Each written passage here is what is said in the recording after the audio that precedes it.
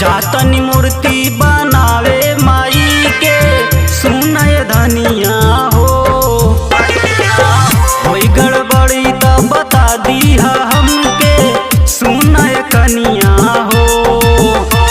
त कैसन चाही मूर्तिया जान रूप चाहे सोना मीठा मुस्कान तू बना दसैया माई के मूर्तिया जान। सब देख देख थके ना सूरतिया जान तू बना दसैया माई के मूर्तिया जान।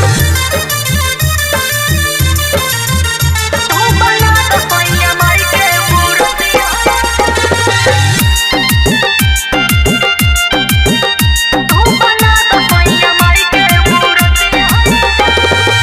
मटिया सने में तू कदी मदद माई तो कमाई कुल दे दी है नगद। मटिया सने में तू कदी मदद माई तो कमाई कुल दे दी है नगद।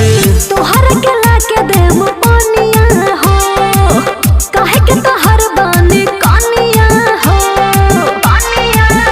तनी हमके धरा दाखू रुपिया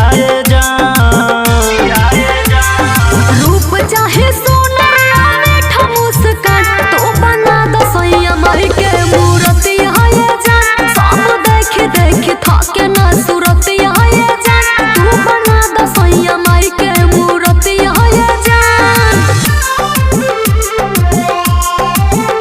तू बना दसैया माई के मूर्तिया म्यूजिक डायरेक्टर मिथिलेश भोजपुरिया।